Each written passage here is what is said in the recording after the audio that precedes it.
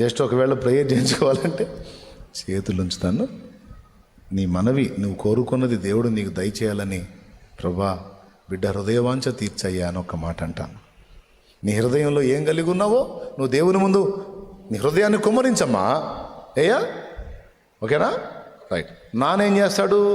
మనం ఆ విధంగా హృదయాన్ని కుమ్మరించుకొని భర్త కోసమో, బిడ్డల కోసమో, భార్య కోసమో, అప్పుల సమస్యలో, రోగమో, పిల్లల భవిష్యత్తు ఏది అడుగుతావో అడుగు. నీ శరీరానికి కావాల్సిన ఆయనే ఇస్తాడు, నీ ఆత్మకు కావాల్సిన ఆయనే ఇస్తాడు, నీ ఫ్యామిలీ అవసరతలన్నీ ఆయనే తీరుస్తాడు. కానీ నీ హృదయాన్ని దేవుని ముందు కుమ్మరించి నువ్వు గోజాడుకోవాలి. ఆ ఫైనల్లో దైవజనుడు దొరికితే వచ్చిందా మాట. బ్లెస్.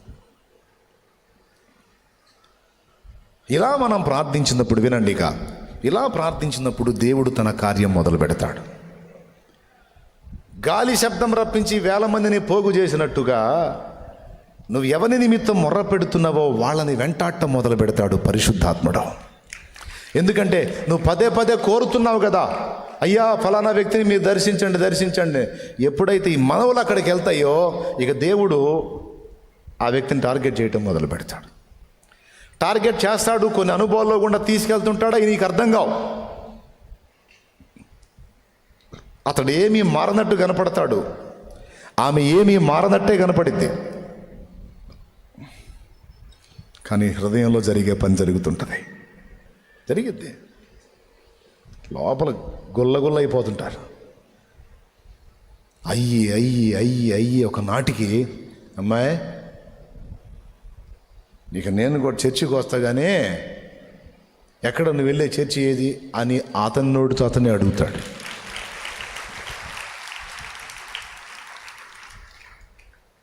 అయ్యా నన్ను ప్రభు దర్శించాడు, నేను కూడా ఆయన సన్నిధికి రావాలని ఆశపడుతున్నాను. మరి ఇక నువ్వు ఆయన్ని సేవించేటప్పుడు ఇక నేను ఇంకోటి ఎందుకు, నేను కూడా ఆడికి వస్తా పద అని ఆమె నోటితో ఆమె అనేటట్టు చేస్తాడు. నీ పిల్లలు బెండ్ అయ్యేటట్టు చేస్తాడు. ఆ సిచ్యువేషన్స్ వాళ్ళకి కల్పిస్తాడు ఆయన. ఆ సన్నివేశాలన్నీ వాళ్ళకి కల్పించి వాళ్ళందరినీ సిద్ధపరిచి వాళ్ళని కొలిక్కి తెచ్చేదానికి టైం తీసుకుంటుంది. అది నేను చెప్పేది. కానీ ప్రార్థనకు జవాబు స్టార్ట్ అయ్యిద్దిమా, మనకు తెలియని విషయం అది. ఒక ఊర్లో నువ్వు సేవ మొదలుపెట్టావు నాన్న, పరిచర్య మొదలుపెట్టావు. అయ్యా నువ్వు ఆత్మల్ని కదిలించయ్యా, ఈ ప్రాంత ప్రజల్ని కదిలించయ్యా, ఇక్కడ జీవితాలను వెలిగించయ్యా, వీళ్ళని అగ్నిగుండం నుంచి కాపాడయ్యా, ఆత్మలు నశించిపోతున్నారయ్యా, నన్నెందుకు పిలిచావయ్యా, వీళ్ళ కోసమే కదా ప్రభువా, ఇదిగో నా కన్నీళ్ళు ఈ ఆత్మల కోసం ప్రభువా, వారితో మాట్లాడు, వారి జీవితాల్లో కార్యాలు చేయి. నువ్వు దర్శించని వేళ, నువ్వు చూడని వేళ, నువ్వు మాట్లాడిన వేళ, నువ్వు కదలని వేళ ఎవరయ్యా వచ్చేది, ఎవరయ్యా మారేది? నన్ను సహా నువ్వు దర్శిస్తేనే మారాను కదయ్యా, వాళ్ళను కూడా దర్శించయ్యా అని ప్రతిరోజు నీ మొర, నీ మనవి దేవుని చెంతకు వెళ్తూ ఉండాలి. నువ్వు ఎప్పుడు మొర్ర పెట్టినా దేవుడు దాన్ని జోక్యం చేసుకుంటాడు, ఆ ఊరి ప్రజల్ని సంధించడం మొదలు పెడతాడు. మరి విత్తనం విత్తగానే వెంటనే కొడవలు తీసుకొని కోతకి వెళ్ళంగా, విత్తనం నాటుకోవాలి, మొలకెత్తాలి, పైకి ఎదగాలి. దీనంతటికీ భూమిలో దేవుడు కార్యం చేస్తాడు, వర్షం ద్వారా దేవుడు కార్యం చేస్తాడు. అదంతా ఎదిగి నువ్వు మళ్ళా విత్తనం చేత్తో విత్తావు, కొడవలితో కోత కోయటానికి నువ్వు వెళ్ళేటప్పటికీ కనీసం కొన్ని నెలల కాలం పడుతుంది.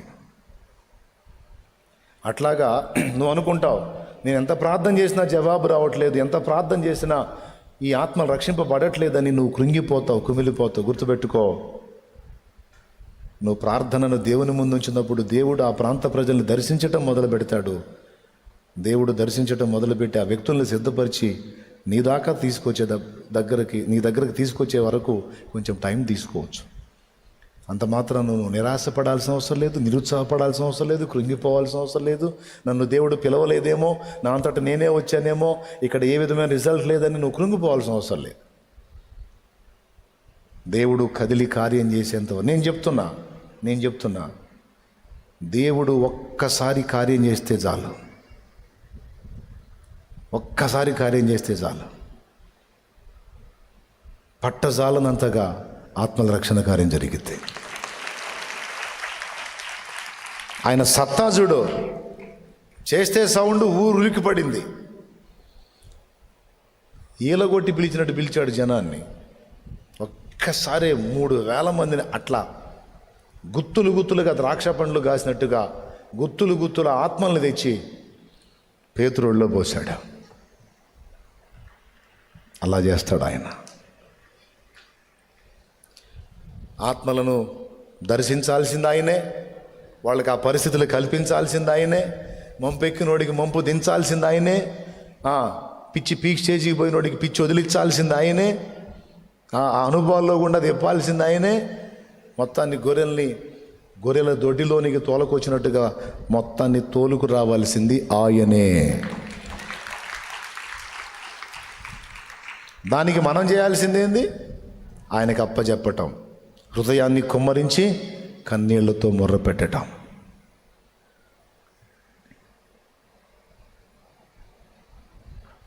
ఇక అప్పుడు ఎవరెవరిని రెడీ చేయాలో, ఎవరెవరిని తీసుకురావాలో ఆయన తెస్తాడు. నాకు మొర్ర పెట్టుము, నీకు ఉత్తరం ఇచ్చేదను, నన్ను అడుగు, జనములలో నీకు సొత్తుగా, భూమిని దిగంతములో నీకు స్వాస్థ్యముగా ఇస్తాను. ఉన్నాయి కదా వచనాలు. నా యందు మీరుందో, మీ యందు నా మాటలు నిలిచి ఉన్న ఎడల మీకు ఏది ఇష్టమో అడగండి, అదంతా నేను ఇస్తాను. నా నామమున మీరు నన్ను ఏమి అడిగినను నేను చేతును. ఇవన్నీ లేఖనాలేగా, రైట్. కాబట్టి అది సంగతి. ఓకేనా? అంతవరకు క్లియర్గా అర్థమైంది కదా మీకు? ఇప్పుడు చెప్పు, నువ్వు చేసే ప్రార్థనలు నీ వారి పక్షంగా దేవుడి ముందుకు వెళ్ళినాయా లేదా? ఏమో వెళ్తే ఏది జవాబు ఏది